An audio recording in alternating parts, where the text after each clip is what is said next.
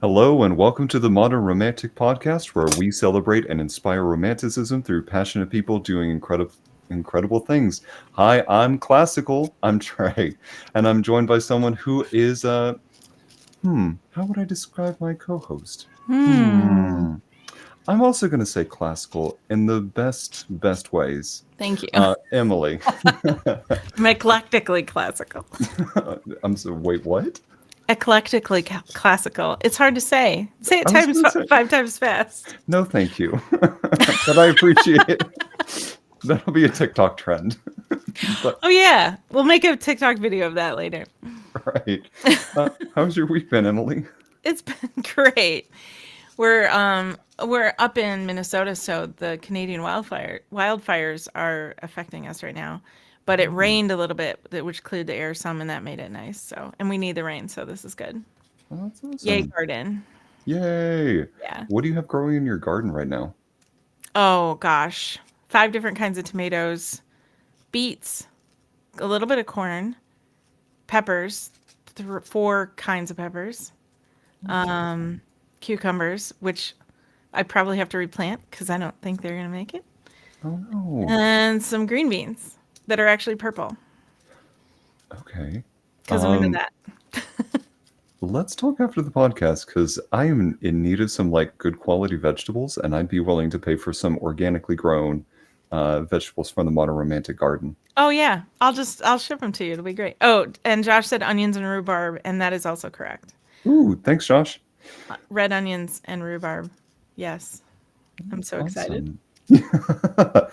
um, my week has also been pretty good. I've gotten into some retro viewing. I really got into the Japanese series Super Sentai and started watching some of their like older broadcasts. Okay. So got really into their Dai Ranger series, um, which would have been the second series of the Mighty Morphin Power Rangers, but that is a whole diatribe I'm not going to get on right now. The diatribe I am going to get on is introducing our guest today. So, Emily, would you please introduce our fantastic guest today? Yes. First, real quick, I just want to shout out the Fairy Tale magazine because I forgot to mention this as something that's happened recently, and that was I have a poem that was published in their most recent edition, Briar and Thorn. So thank Congratulations! you.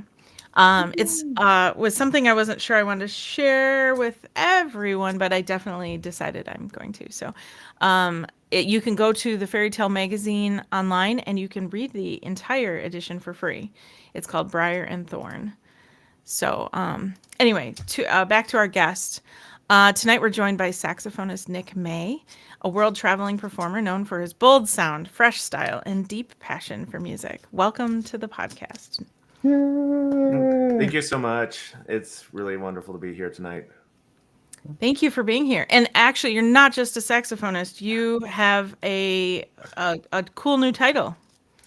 So as of about a couple of months ago, I'm now the artistic director for Kansas City Young Chamber Musicians, which is a nonprofit, obviously in Kansas City, that actually promotes and fosters chamber music in high school aged and younger children, where they get weekly coachings and performance opportunities, and it's a really unique experience and opportunity for them that a lot of children around the country and especially in the metro they don't get. And so we coordinate that and we make it happen. Cool. Congratulations. Thank you. Can I ask how Yeah. many students you have going through the that program now? Right now, so KCYCM has been in existence for about, I think, the last five years or so. Nicholas Dold was the former director and artistic director before he had to uh, move to Michigan for all good reasons. But he trusted Maya Tuliva and I with the baby. And so I think in the past it's been capped around 10 to 15, just smaller chamber groups, piano trios, a couple string quartets. But with this spring, we're about 20, 25, depending on how you count the numbers, because some kids double dip in different ensembles. And it's actually the largest enrollment we've had, actually, the program has had. And we have actually, there's a woodwind quintet that's never happened before with the program. Obviously, I'm biased, and I made sure the first thing to make sure a saxophone quartet happened. Um, but we have 3 piano trios, a string duo, and it's already, like, we're actually having our final performance this coming Thursday, not even July, June 11th, and it's amazing. That's incredible. And I mean, priorities first, saxophone, and then everybody else.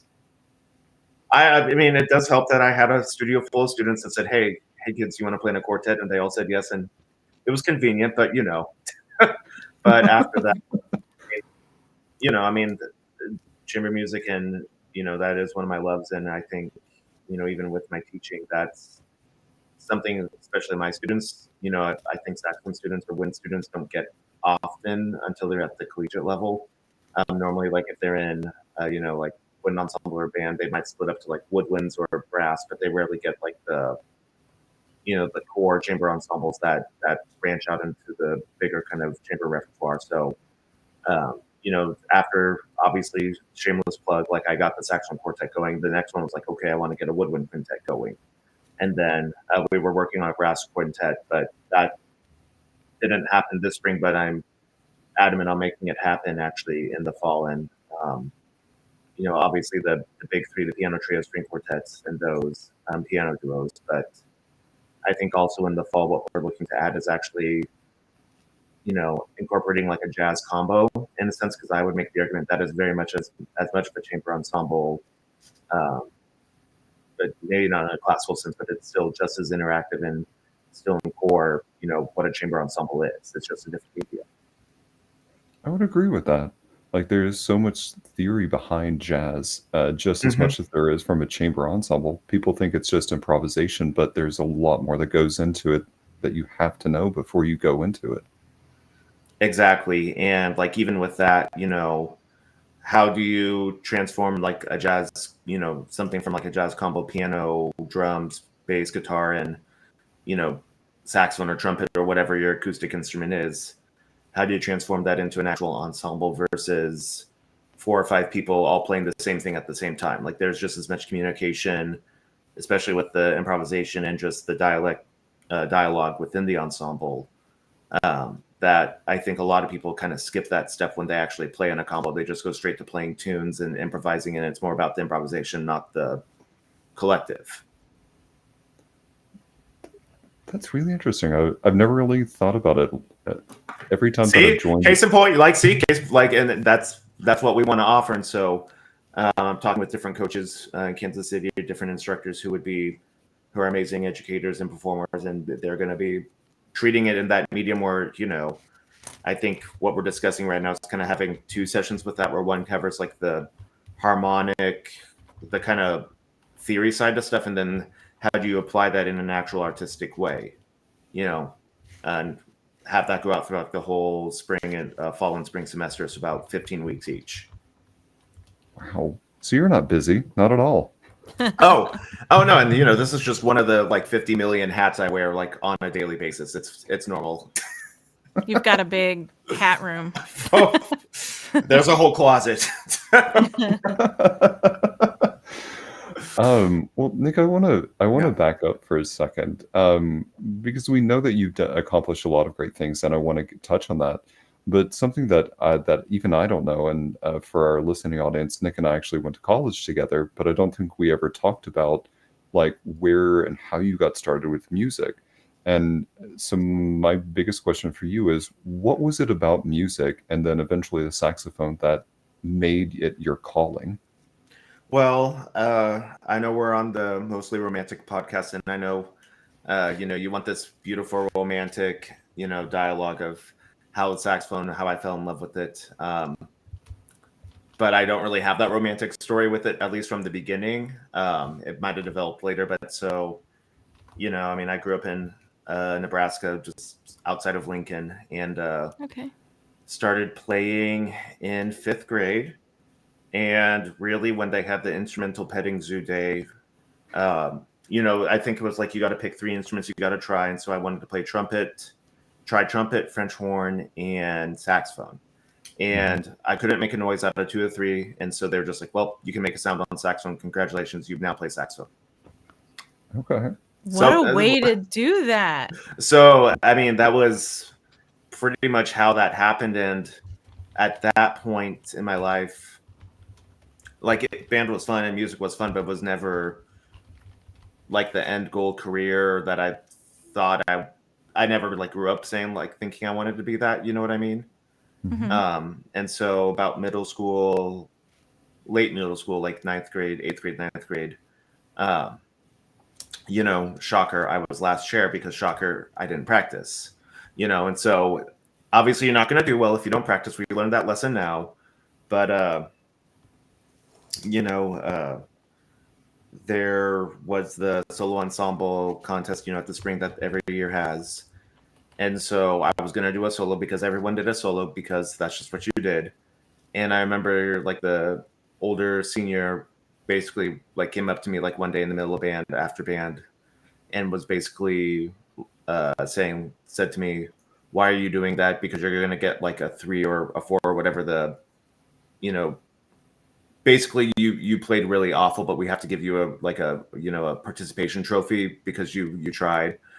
So why are you wasting everyone's time doing that? And I was like, wow. Wow. Granted, at that point I was a lot more reserved than the vocabulary I have now, but at that point I was like, you know what? You don't tell me what I do and what I can't do, and I actually did this weird thing called practicing, and lo and behold, I got a 1 in like one of the best uh, scores of the ensemble side, and it was like the fancy like prestigious award. And I was like, huh, weird. That's why. And so then it was kind of I mean, at that point, it was more of like the kind of the instant gratification of, oh, I get, I mean, we all like, doing well and getting the first places and all that kind of stuff. Yeah. No one's going to complain about that. And especially when you're, middle school, high school boy, you're very instant gratification driven, or you know what I mean? Yeah. Yeah. And so, but even at that point, like I still wasn't really considering music as a career. I wanted to actually go into, of all things, anesthesiology, which is hilarious me now because I don't want to do anything medically related. I do not want to be in charge of anyone's like life or death kind of situation. And I just laugh at the fact that there one point, one version of me thought I would be totally okay with that. Whatever. Also would have had a nice paycheck to go with it. But again, that was a former me. Um, but I remember if we fast forward to like 11th, yeah, it was like my 11th, like I think my junior year in high school. Um, we where I went to high school in Lincoln Southwest, they at the time, I think, I don't know if they do it still or not, but they were actually the rehearsal space for the Lincoln Symphony. So they would always do their weekly rehearsals there in our auditorium or in our band room. And so, I mean, I could probably find the date, if I actually like went back and tried to find it, because it was their dress rehearsal for their like whatever their fall performance was. And they were doing Rhapsody in Blue, and they were doing Tchaikovsky's Fifth Symphony, which I remember these to the like specifically because our director obviously played in the ensemble, and for whatever reason he invited everyone in band to come to rehearsal. We're doing a sound check, dress rehearsals. As long as you're not like being rowdy, you can sit in the front or back of the band room and just listen to what professionals do. Do your homework, just enjoy the music. And so I was maybe one of like 3 or 4 people that actually showed up and was going to do their homework. And I remember they started with Rhapsody in Blue, which, that's cool. But I was like, okay, cool. Like we've all heard this. And then, yeah, because I remember I was like, oh yeah, this is the Disney thing from Fantasia, 2000. Yeah. Mm-hmm. And I was like, okay, I know this. That's cool. Yeah, they're doing it live. Oh, cool. And then they did they rehearsed that for a bit, and they did their break. And then I'll never forget this. They got back from break tuned, and then they just literally ran Tchaikovsky's Fifth Symphony. But that was almost, this is where you get your kind of modern romantic kind of moment, is because sitting less than 5 feet away from an orchestra and just having that sound literally blast you all over your butt, like just like the sound waves from that. I don't know you know, and I was effectively a farm boy from Nebraska. I didn't know, the only Tchaikovsky I knew was 1812 Overture and the Nutcracker, if that counts.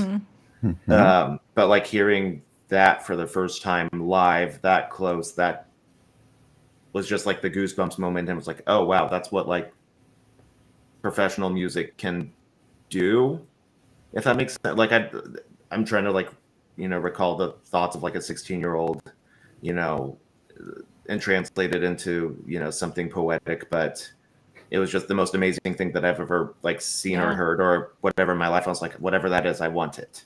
I want to chase whatever that is. Um, and so that kind of, you know, I think that is the like one of the pivotal moments that actually changed the trajectory of, okay, music's fun, to no, music is like absolutely serious, and that's what I want to do. You know? That's really cool. That's awesome. Yeah. How funny that you know, were kind of thrown into the saxophone and then had this moment of being blown away by Yeah. Well, music in a way that you yeah. hadn't before, to where like, and where you are now. That to me is Yeah. pretty incredible, that you took something you were thrown into and made something amazing out of it. Because it did touch you eventually. It Oh, did speak to you.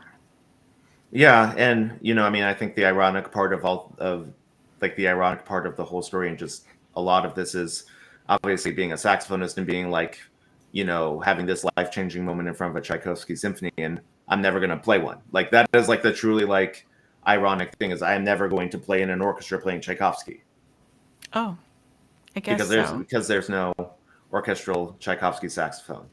I'll play Rhapsody in Blue Oh. though. I get Rhapsody in Blue though, so I get, Mm. but Yeah, you could always do a transcription of a Tchaikovsky piece. yeah, I mean, one, people have done that before, where they do that in like saxophone ensembles, and um, I did at one point actually technically play a movement of the Tchaikovsky violin concerto, but that was a bastardization on my end, and I will admit it. um, I mean, I almost actually, I mean, it's kind of ironic, actually, of you bringing up like Tchaikovsky and all that, because post grad school, if we fast forward a lot, I ended up actually studying a lot of clarinet, just because, um, like, I took lessons that whole time as well, like applied lessons, because, you know, usually my MO, and it's just kind of smart as like a modern contemporary artist, is the chances of you being a saxophonist and only playing saxophone is very, very, very little. And so I knew I'd be playing pit gigs, and probably musical like pit gigs, and you know, um, any other kind of work. And so I was like, okay, well, I at least can play clarinet, and I'm going to study it, and at least get at least where I'm not like embarrassing myself when I play it. Flute, I still embarrass myself when I play it. Clarinet, I can. I like to think I would get into all state high school, and that's, I can live with that, and I'm okay with that. Um, but after grad school, I was actually playing a lot more clarinet than I was saxophone, just because there was a lot of, coincidentally or not, I was actually playing on a lot of like pit, like musical pits around Kansas City, and a lot of them were like the heavy orchestral ones. Like I was doing a lot of sound, like there was like a lot of Soundheim shows back to back, that Yeah. were actually clarinet and also A clarinet and E flat clarinet, um, no saxophone. And then I actually ended up playing in one of the like the civic orchestra on clarinet of all things. And the final concert, actually, the final concert in right before COVID hit, had it happened, we would have been playing a Tchaikovsky symphony and like a Beethoven symphony.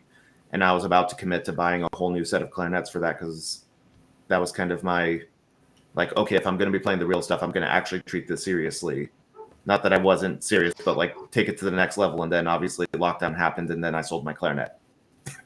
I mean, I was about to ask, do we need to update the intro to say saxophonist and clarinetist? Nope, nope. There is no like. I don't even own one. I actually like Wow. sold and gave away all my mouth like clarinet equipment and mouthpieces. Like, so it's only saxophone. Finally, after, yeah, I don't even know how long it's been. That's He went fine. all in. Yeah. It's so interesting. I'm glad that you found your way into music, and then I'm glad that you took a step and you recognized what that forward momentum kind of looked like. You've mentioned jazz, both from a classical standpoint, but also from a chamber standpoint. Sorry, those are the same thing. From You've mentioned it kind of on both spectrums, jazz both appearing here as well as on the other side of the spectrum. And I feel like the saxophone in particular gets a bad rap of people think of it only being part of jazz, but it can exist in so many cross genre spaces. Do you find yourself kind of still having to fight that battle of no, this is a chamber instrument? And if so, how do you go about navigating that conversation? Well, yes and no. I mean, that's no, I mean that's a really like loaded question. I mean, so usually most, I would say with like the generic, I would say music colleagues, I feel like most people in this day and age recognize, they may not accept it, but they at least recognize the saxophone is also has its place in the jazz, in a jazz idiom and also a classical idiom, Mhm. right? But you know, when talking to, because I would like colleagues if I'm out just at dinner or meet someone at happy hour or something, like, oh, what do you do? I work for a bank savings brokerage. I don't know. What do you do? Oh, I'm a classical saxophonist. So like, what, the math doesn't math. So like, tell me more. And so usually what I you know usually what I how I describe that is, I don't even say classical. I just say I'm a saxophonist, and typically what I do is mostly classical, or it's not as much improvisation these days. But when they ask like, what music do you play? Like, do you play jazz? Do you do this? It's, of course I play jazz. Like, you still have to be able to wear all those hats at any given point. Yeah. So it's just like, for example, like literally the other night on Friday night, like literally on Friday, or sorry, Saturday, like 3 days ago, I started off playing, just at a church service that morning, doing like, beautiful Baroque kind of just what you would imagine from a classical, just classical kind of church music. And then in the evening, I was literally playing for a private party with an EDM like DJ. That's Dead incredible. serious. But it's like, That's awesome. so That's amazing. do I do that every night? No, but like, like once a quarter, like, and then obviously I do my own concerts. But even when I do mine, I was actually kind of talking about this earlier with a colleague. What I normally do, because I do a lot of like contemporary music, and that's going to a contemporary, hour and a half contemporary saxophone concert, that could be opening up a pretty big can of worms, and you don't know what you're getting into. Uh, Hmm. we've all been there. We all know exactly what could happen in that, in the wrong hands, that could be a experience. Um, but I still do the avant-garde and that kind of stuff, but I don't come out guns a-blazing with that. More often than not, I'll actually start with, one of the best pieces of advice that was given to me was, start with what the audience and what the people know, and then go from there. And so Hmm. when people think Yeah. saxophone, they know jazz. And so 9 out of 10 times I will start with just a nice happy jazz, some sort of jazz based piece, because everyone, that meets everyone's expectations. Everyone is happy. They are fully content. And once they meet that, then they can go on a journey with you. Or they're, at least from like a listener perspective, you have their trust. Because you built that rapport. You've taken the time to kind of meet them where what Yeah. knowledge they already know, Yeah. and then you start So exposing them to something new. exactly. Otherwise, if you start with like, the Stockhausen and the, open up, that, uh, you know, just very, what's the word I'm looking for? Intense music that unless you're specifically in that circle, it's a pretty harsh awakening coming from just driving to a concert, listening to, Taylor Swift or something, or Wicked, or whatever. Right? You have to warm them up just as much. You have to warm up your audience just as much as you warm up yourself when you're performing. It's like going into a performance of The Rite of Spring. If you don't know what's about to happen, you might be a little turned off by it. You might, you were thinking of, this was going to be sunflowers and butterflies and rainbows, and newsflash, it takes a hard left turn real quick. if you're not expecting it. If you're expecting it, then it fits every expectation. But for the average, music listener who probably doesn't know The Rite of Spring, then yeah, takes a hard left turn real quick. For our listening audience, if you're not familiar with The Rite of Spring, please go look it up on YouTube after you finish this episode. But to kind of explain it, I like to describe it as the Dante's Inferno of music. So if you could just encapsulate Dante's Inferno into an overture, that's kind of what The Rite of Spring is. One thing that you both mentioned that I just want to clarify for our listening audience, for those who may not know, because not all of us are as into the classical music scene.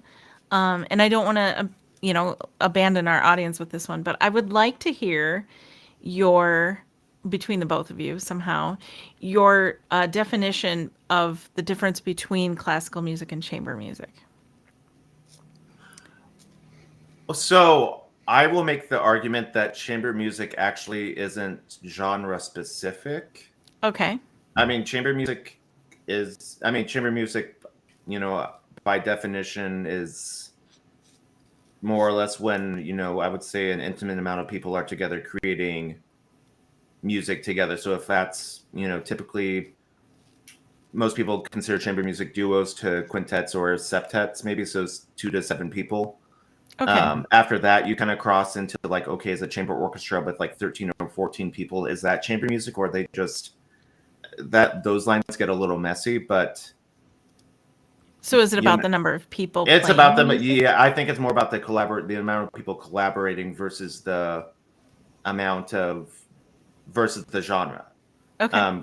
Because like when the term chamber music, it actually comes back from, it comes from like the mid 19th century, where typically when like the Beethovens and the Brahms and all of the, all those people, composers were doing their concerts, a lot of their chamber music for like string quartets or like their piano trios or those kind of pieces, they were always played in like people's homes, or often played in people's homes, in their foyers, in their living rooms, because that's, that was very much kind of the scene at that, in those kind of circles. And so that kind of term stuck, where, it's not, if it could fit inside someone's living room or a very large living room if you have a mansion, it's that's kind of where the term chamber music gets its name from.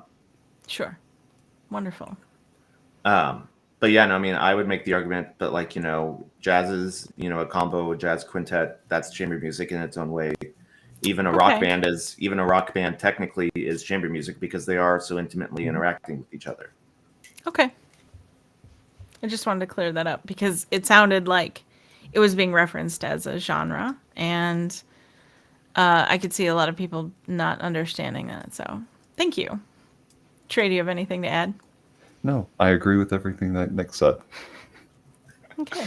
We'll save that soundbite for you, Nick. Yeah, no, I need that. Like, save that, put that on a GIF, make that a meme. Like, I just need that saved for, like, if I'm ever having a bad day, I just need to click the button and I need that. Yeah. Okay. I'm writing down the timestamp on that moment. Just add it to your next concert. Trey, do you have anything to add? No, I agree with everything that Nick said. Yep. It's the first and last time I'll ever hear that ever again. It's great. That is such a lie. So flipping the script a little bit, we've talked a little bit about some of the things that you play for other people. I'm kind of curious, when you go home and you still want to play something, whether you have people sitting in your salon or your parlor or whatever, what's something that you just like to play for yourself? Well, no, that's a weird. So, yeah, no, that's a weird question that I've actually like someone actually asked me that like the other week. Um, and the reason why it's weird for me is because I've almost gone to a point where it's not necessarily work, but like when I get home from like a long day of rehearsal or teaching, whatever, like I almost like lock it in my room and like I actually like take a break from it. So I do get space and time from it. Hmm. Um, but if I'm home practicing, more often than not, obviously I live in suburbs. I'll open windows, assuming it's not like a million degrees outside. Um, but like I really like, I don't know, I'll just do like fun stuff. Like I'll just, pull out etudes that I worked on when I was like a little kid or, young adult and play through that. I'll do, sometimes I haven't done this in years, but like if the mood strikes and it's, I have this weird thing called free time. Um, I'll just start like doing, I haven't had this actually in ages, but I'll actually start like improvising kind of just random stuff, and I'll either start like writing, little mini saxophone solos or just like little ideas that like I might save for later because like I've thought about writing a technique book, and so I Hmm. just kind of just just write down these little like fun little scales or patterns or little melodies and kind of just let workshop those, if that makes sense. Hmm. Absolutely. And I'm glad that you brought up that you kind of give yourself a little bit of a break from that. There's sometimes after performances, whether I go to live theater or whether I've been performing, and I get home and there's such a song in my heart that I just like scream at the top of my lungs something. And it's lovely to hear the house echo with music, but then there are absolutely times that I just go, I want the world to shut up. I don't want to hear anything from anybody. Turn off all the music, turn off the radio, and just drive home in complete dead silence. So, Absolutely, absolutely. And like honestly, more often than not, like that is usually after being in it all day, like that is more often than not actually where I actually end up, where I just want to enjoy not the information overload, and I want to just like enjoy actually the silence and just like, the sound of like just not even nature, but just of stillness, if that makes sense. Mm-hmm. yeah, like right now, if this is being picked up on my microphone, I'm sorry, but it is currently pouring outside right now, Oh, and it is one of the most relaxing things. Like if I could just have that constantly playing when I get home, the most beautiful music in the world is Oh yeah. yeah. beautiful.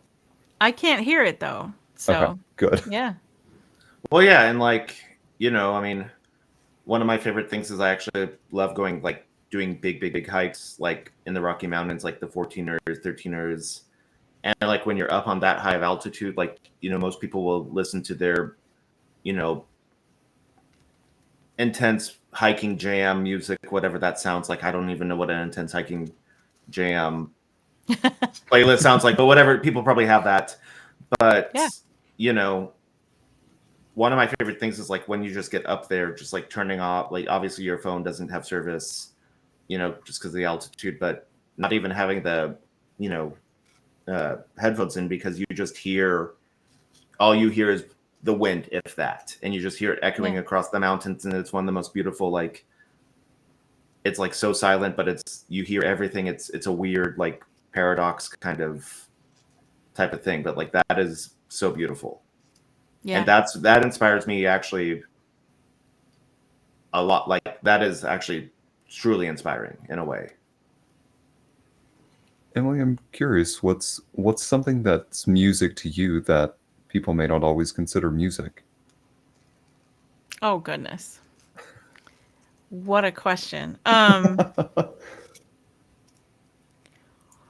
I guess music as a metaphor. Verse, is that what you mean? Cuz like otherwise I've got a sunroof now and I can open it.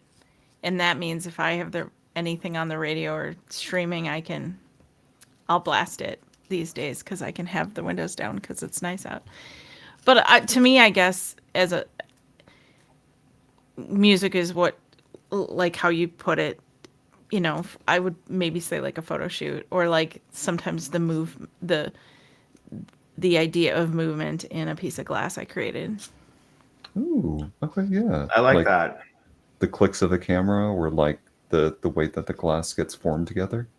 I don't consider the clicks of a camera musical. I imagine they are. They are erratic. And when I'm See, doing them. well, no, like my brain right now is like going back to, I mean, you probably had the same class, Trey, where it's like, okay, your final paper is what is music, and you can't say it's, and this is like this very like, but the clicks of a camera can be music because someone probably Sure. has actually turned them into a electronic backdrop for a, avant-garde, you know, Yeah. deconstructed piece that, they could pitch set all the different pitches of the clicks, Right. and how Oh, is that sure. not music now? So Or it's a little percussion or something. yeah, exactly. So at what point is music not music, and at what point is not music music? Right. Ooh, okay. I got no, I have so many flashbacks. I had a philosophy course back in high school that asked us that same question, and we were forced to define it. But that's probably a great conversation piece for maybe after the podcast.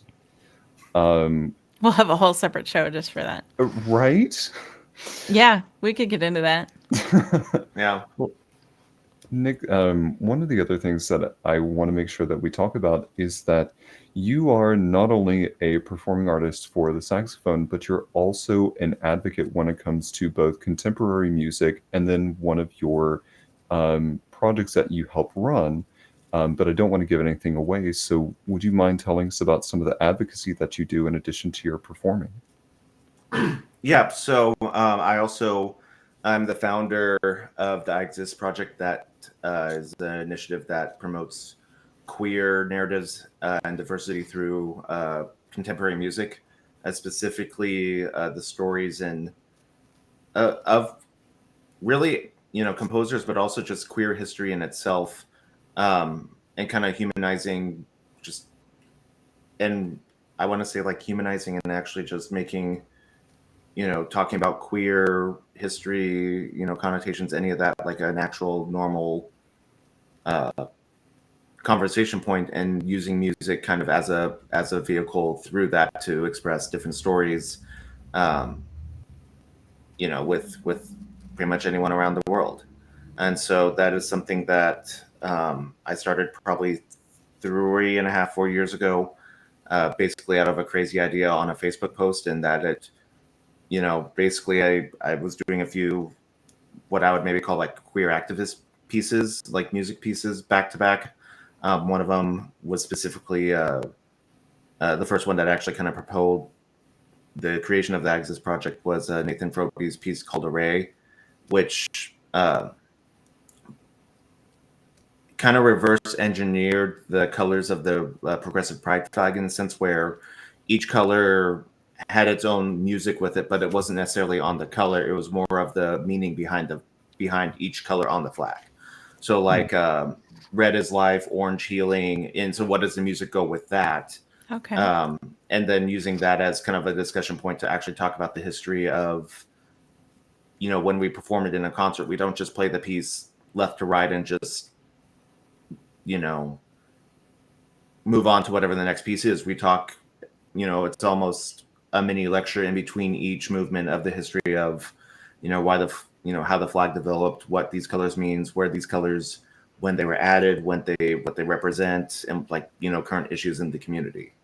And so a lot of the performances I do these days are actually almost exclusively with the I Exist project. And, obviously it being Pride Month and being the 50th celebration of Pride, that's actually what I'm doing a lot of. And, I think as far as music performance gratification goes, I think that I couldn't ask for anything else, because there's just something magical and beautiful about it, because the amount of connection you get with people in the community, no matter what walk of life, you know, it's priceless. And obviously, yes, you know, I mean, obviously, I mean, you know, I identify as a queer male as well, and so, you know, it's just, it takes self-expression to a completely different level that I never thought that I would actually get, that I would never actually do professionally, if that makes sense. Yeah. There was a college course that I took that focused on barber. Oh gosh, barber. Completely losing it. I wanted to say of Seville. Funny. Bernstein, Aaron Copeland, and we were going to get to Barber, but we only got to like one or two of his pieces.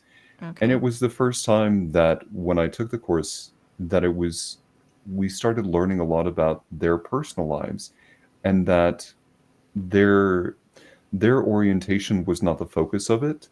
It just happened to be part of each of their journeys, and kind of how it influenced the presentation and development of their own music. And it became like I that was one of my favorite classes, not because it was made such a focal point, but it was because it was just presenting it as they were, not not such a hyperfixation on it. And that's what really stood out to me about that course. So Tony Bouchard, if you're listening to this, thank you so much. That class was incredible. So relating that back to the work that you're doing now and kind of having that conversation, um, yeah, that it means a lot to me as well. Yeah, I mean, and it's, you know, obviously, like, I bill it as a, you know, celebration of queer music, but, you know, I always start off every concert saying, look, like, you know, consent is also a two-way street. Like, it's pretty clear what you're signing yourself up for when you walk into, like, you know, I haven't had any negative reactions to an actual performance yet. I mean, I'm sure one day I will. But it's, you know, it's pretty clearly printed what you're about to get yourself into. And so obviously you are consenting to be here. But also, you know, there are moments where there are trigger warnings because it gets real fast. And the history and the, you know, yes, we want to celebrate everything there is, but there's a lot of history and there's a lot of um, just targeted violence, trauma, all the not so fun stuff that everyone doesn't talk about that needs to absolutely be highlighted or else it's going to continue. And so a lot of it is very hard conversations and just very heavy topics to cover, um, especially in the middle of a performance, because that's the last thing anyone thinks about. But that's also kind of the point. You know what I mean? And it really highlights just everything, like literally every aspect you can think of and then some. And that's kind of, um, you know, I think that's just invaluable to the community. And, you know, obviously I've been like, I have support from the community and different, you know, um, afterwards, after concerts, that people are always like, that's the most, you know, just emotionally vulnerable experience I've ever been through. And I would have never Wow. imagined that. And it's heartbreaking. And people are like, that's so beautiful. But I don't want to say it's beautiful because it's like tragically beautiful, if that makes sense. Sometimes the hardest thing you can say is, or really just, yeah, I'll just say is to ask a question, and it starts the conversation, Mm-hmm. regardless of where the conversation goes. If as long as you're saying something and getting that dialogue going, that means so much to the education. And Absolutely. yeah, you know what I'm trying to say. Yeah. I mean, it just starts with having an open and vulnerable space to have a conversation. And Yeah. that's, you know, so like people ask like, okay, it's a concert and they think it's a, like the Exist project is just a concert series type that travels, but it's really not. It's more of a, yes, there's a concert component to it with the music, and the music is a vital part, but there is so much more of that, where so much more than that. Well, I am so happy. I wish that I still lived in Nebraska so that I could come to see it. And so I want to make sure that people who can attend these events can still go to see them. Do you live stream any of them by chance? Um, some of them are live streamed. Otherwise, the best. I mean, it really just depends because, you know, it's not. these performances aren't just in concert halls; they're in libraries. We'll do them in, we've done them in, obviously the traditional concert hall libraries, uh, basically like meeting rooms, for lack of a better, like just kind of like meeting convention spaces. Like I've actually done them in, done a one or two in an actual bar. Like, so it's very not. What's the word I look for? It's not specific to it has to be in this esteemed elite concert hall, with the biggest, baddest, you know, it can be outdoor in a park. Like you can still have these, I think it adds to the humanization of it where you don't just go into this, beautiful concert hall and experience this, it can happen, one, the music can be created and heard anywhere and it actually kind of fits anywhere depending on how you approach it. But also like the narratives, like it's not just here, it's everywhere. And so you can like, I'm totally fine doing a concert in a park or in a, a speakeasy or something like that, because to me, they're all emotionally the same. It's like an opera. Like you can perform anything anywhere, or perform a play. It doesn't have to be in a designated stage. It can be anywhere. Exactly. You can have a photo shoot in the middle of a field. You can have a photo shoot in your kitchen. You can be sewing no matter where it is, as long as you've got an outlet and a working sewing machine. And You can hand sew. you can hand sew. Yeah. So as long as you have a needle and thread, you can hand sew. And a song in your heart. You can. Sorry. But the reality is, it challenges this idea that art has to exist in very defined spaces. It can exist anywhere. Yeah, absolutely. One thing about you that we didn't talk about yet that I wanted to bring up is that you also collect pins. Yes. Oh boy, yes. Tell me about this. What part? I mean, how deep down the rabbit hole do you want to go? Well, like, are these pins like buttons or like enamel pins? Yeah, like enamel buttons. I mean, whatever. Okay. Whatever. I mean, it really just started off as so like for how like a lot of musicians have like stickers on their cases. Yeah.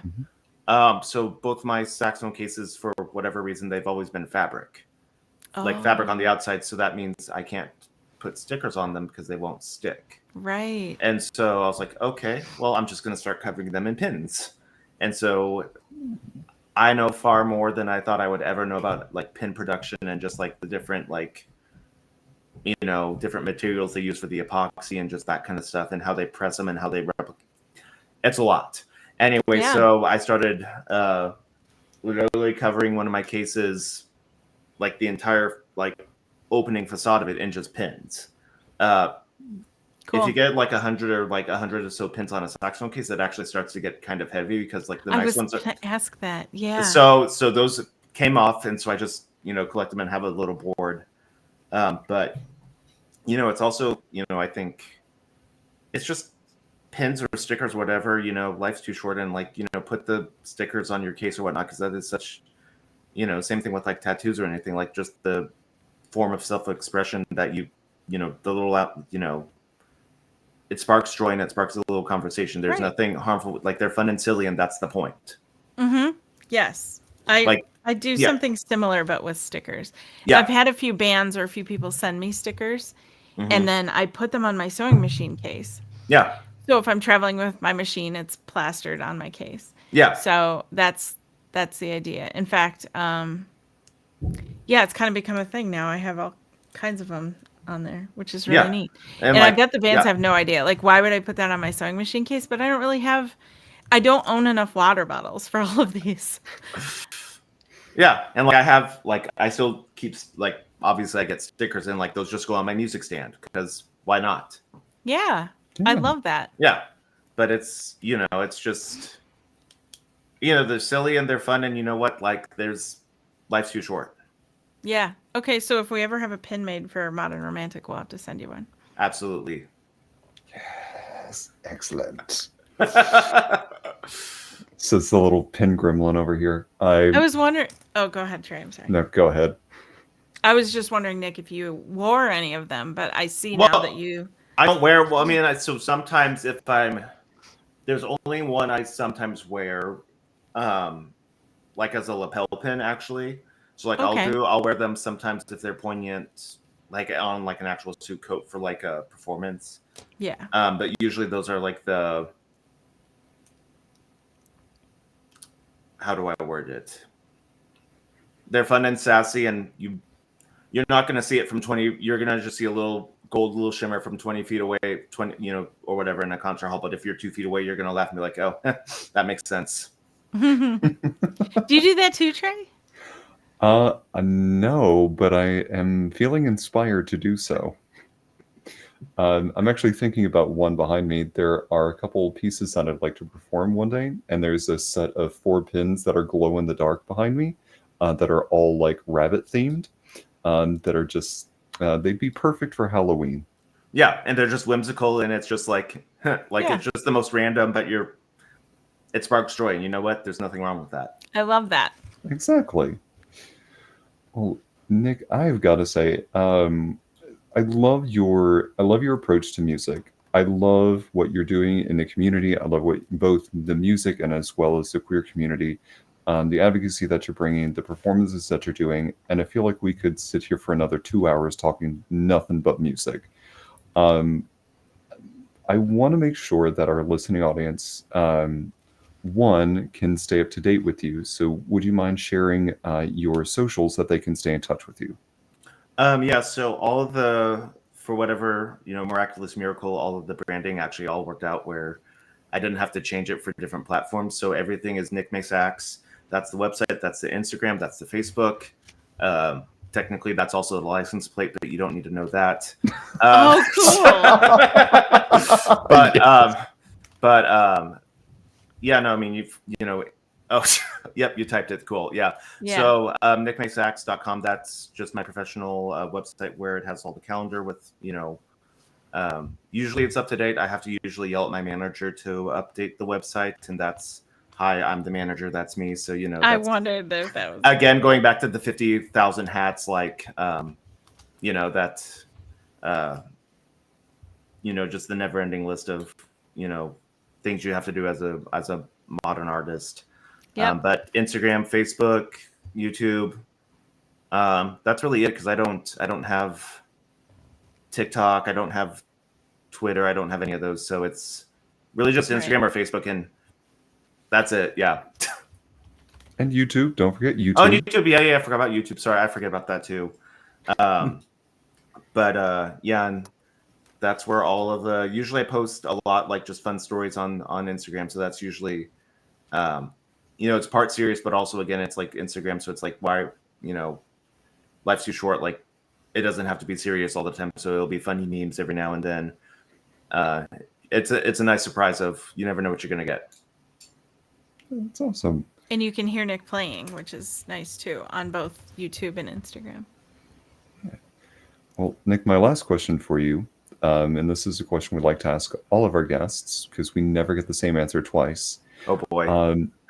Has nothing to do with music and nothing to do with anything we've talked about so far.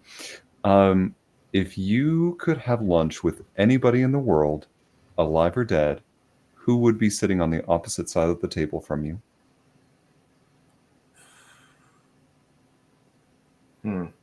Right now, I mean, and it's, if I could have lunch with anyone. Oh my God, that's.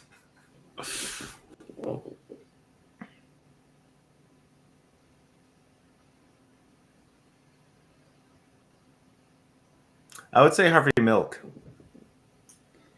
Really? Okay. No. I have an idea why, but I'd like to hear from you. I mean, there's a few. I mean, so obviously just the advocacy part of it, but also just to, whenever we talk about Harvey Milk, we always talk about like his, obviously his, his political career and all that, like the quote unquote fame side of that, and his advocacy of, what he did for queer rights and all that. And yes, that'd be amazing to talk about, but it'd just be curious to see what he was like outside of the political role, and just to see the human, like the humanization of that, for better or for worse. Because you know what I mean? Like, I think that would just be really interesting just to see that and see how he became motivated by what he became, if that makes sense. Motivated to become what he became. Absolutely makes sense. That's a great answer. Wow. Sorry, I keep looking at Emily because I feel like she's wanting to ask a question, and I keep asking questions. No, please do. No, I'm just listening. My right eye has an itch in it, and it's been watering like the whole show. So I've been trying to make it not look like I'm crying. It's fine. Yeah, if you see me doing this, it's because my eye is watering. No, I was just thinking about how that is true of many people. I think I see in the spotlight that I want to see like the human behind like what we see. Yeah, like the casual, and even the rough, uncut. You know, like what are the actual rough like sides of it? You know what I mean? Like not the Marilyn Monroe. You know, everything Hollywood, but like, you know, what's right. Yeah. What's the unpolished side look like? Yeah. Yeah, absolutely. In fact, that is a little bit of the motivation to the show too, just because I feel like we strive for some authenticity and being kind of raw here. So we ask, I don't know if we always ask the tough questions, but you know, I like to get to know that as well. Yeah. It tells us a little deeper. And I think that's more inspiring to an audience and just to us too. Like, that keeps me going. Yeah, no, I mean, I think, you know, authenticity is something that's really undervalued in a very, I don't know, I think like even in just any of the artistic mediums, it's not something that people talk about enough, because I feel like there's always like the pressure to be, you know, this on point media branding, whatever you want to, Yeah. you know, whatever expectations we've set or have been set. There's rarely ever time for people to be out. I feel rarely people are authentically, you know, either being themselves or just doing what they want to authentically. And it's even how they present their art. Is it being presented in an authentic fashion, or is it just, you know, I just don't think there's enough of that out there. I would agree. Dang. Okay. Can we just get a book of quotes from Nick, please? Yeah. You can just a book of quotes. That's all we need. This too. I'll clip that too for you, Nick. Okay. I do expect royalties for anything that you use. Please and thank you. Royalties. That's a new one. Yeah. Well, Nick, I really got to thank you. Thank you so much for being on the podcast with us. Thank you for sharing your art and your thoughts with us. You have been a fantastic guest. Oh my God. Thank you so much. Like, this has been such a wonderful treat and an amazing, like, it's been amazing, an amazing Monday. So I love it. And you two are amazing as well. Thank you. Thank you. This has been a joy to have you on the show. As we close this episode out, we want to thank you so much for tuning in wherever you are listening to us, for behind the scenes conversations and other videos that you won't see anywhere else. You can find us on Patreon, The Mod Rom, or you can check out our website, themodrom.com, for past episodes. Thanks so much for tuning in, everybody. Have a great evening. Bye. Bye. Oops, I hit cancel on ending the show. We're still live.